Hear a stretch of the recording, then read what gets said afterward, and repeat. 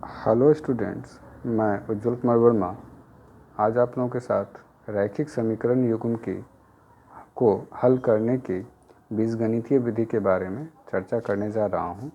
तो स्टूडेंट, जो रैखिक समीकरण युग्म को हल करने की विधि के बारे में हम चर्चा करते हैं, इसका तात्पर्य यह है कि हमारे पास दो रैखिक समीकरण दिए रहते हैं जो x और y के रूप में होते हैं। यहाँ x और y दोनों ही अचर पद है और हमें हल करके यह बताना है कि x और y की वह कौन से मान हैं जो इन दोनों समीकरणों को एक साथ सेटिस्फाई करते हैं। तो जिसमें कि सबसे पहला विधि है स्टूडेंट, उसे कहते हैं प्रतिस्थापन विधि। अंग्रेजी में इसे सब्स्टिट्यूशन मेथड भी कहा जाता है।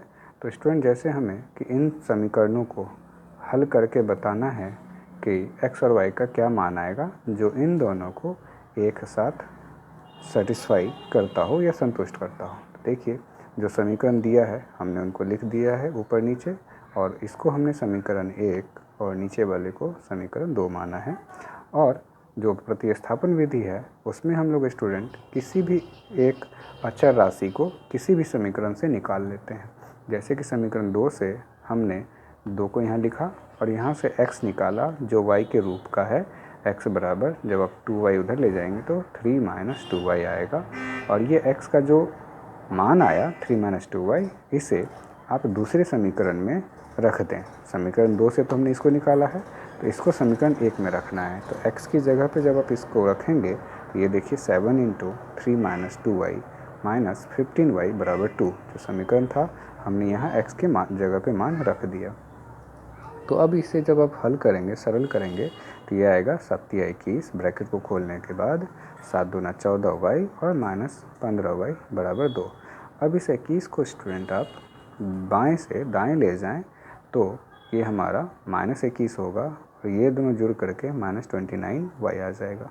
तो अब ये देखें, -29y = 2 - 21 = -19। तो जब आप इस गुणांक से डिवाइड करेंगे दोनों तरफ तो ये आ जाएगा y बराबर -19 बटा -29। तो माइनस और माइनस कट जाएगा तो ये आ गया 19/29। तो ये जो y का मान आया, इस y के मान को आप समीकरण 3 में यहाँ पे रख दें। जो x हमने निकाला था उसे समीकरण 3 माना है, और यहाँ पे y का मान रखने के बाद जब आप इसे सरल करेंगे तो ये सरल होकर के 49/29 आएगा। तो इस प्रकार स्टूडेंट, x का मान 49/29 और y का मान 19/29 आया है, जो दिए गए समीकरण के लिए का हल कहलाएगा। और जब आप ये मान रखेंगे तो ये दोनों ही समीकरण आपस में संतुष्ट हो जाएंगे। तो ये हमारा स्टूडेंट प्रतिस्थापन विधि है जो हमें ध्यान में रखना है, और इसके आधार पे आप चाहें तो किसी भी रैखिक समीकरण को हल कर सकते हैं। एक विधि ये है स्टूडेंट।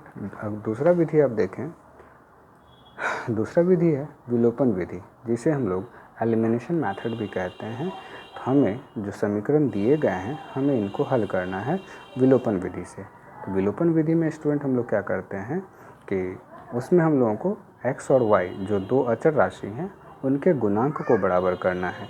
तो अब देखें कि हमें जो 9x - 4y = 2000 और 7x - 3y = भी 2000 है, तो हमें इनके गुणांकों को बराबर करना है, या तो x के गुणांक या फिर y के गुणांक।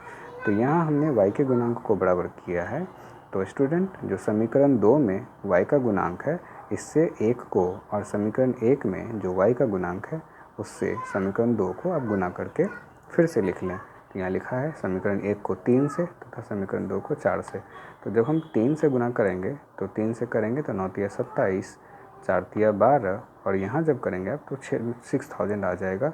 मतलब समीकरण, जो नया समीकरण बना वो 27x - 12y = 6000। और फिर समीकरण 2 में जब आप 4 से गुना करेंगे तो 7 × 4 = 28x - 4 × 12y और 4 दूना 8000 होगी, 8000 आपको आ गया। तो अब इसमें हम लोग स्टूडेंट देखें कि y का गुणांक बराबर हो चुका है। अब समीकरण 4 में आप समीकरण 3 को घटा लें तो ये आ जाएगा तो 28x - 12y - 27x - 12y = 8000 - 6000। तो अब देखें स्टूडेंट, इसे हल करते हैं तो ये माइनस जब आप देखेंगे तो इस ब्रैकेट को खोलने के बाद -27x और माइनस माइनस प्लस 12y बराबर 8000 माइनस 6000 आ गया। तो अब देखें स्टूडेंट, चूँकि ये -12y और प्लस 12y है तो ये कट जाएगा और जो 28x में से 27x आप घटाएंगे तो वो x आएगा और राइट साइड आपको 2000 आएंगे। तो अब ये स्टूडेंट x बराबर जो 2000 है, ये समीकरण 1 में रखने पर, तो x बराबर 2000 आप समीकरण 1 में रखेंगे तो आपको y की वैल्यू मिल जाएगी। तो यहाँ से देखें स्टूडेंट 9x, तो 9 इंटू एक्स का मान 2000 minus 4y is equal to 2000।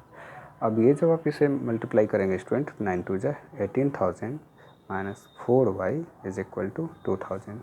आप 18,000 को राइट साइड ले जाएंगे तो 2000 में से 18,000 घट जाएगा तो ये माइनस 16,000, क्योंकि ये बड़ा है और बड़े वाले का साइन ही हमें उतरेगा तो हमने उसी का साइन यहाँ लिया है।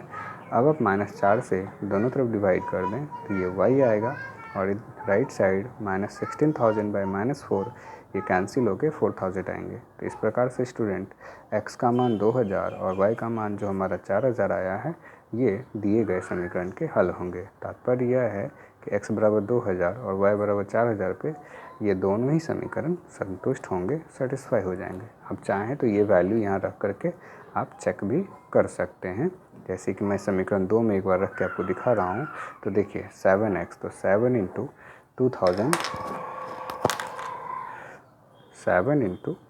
2000 और माइनस 3 इंटू 4000।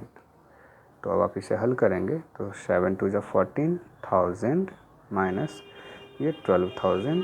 अब ये घट करके देखें स्टूडेंट 2000 आ गया जो हमारा राइट साइड में है। ये सेकंड में आप देखें ये 2000 आ गया।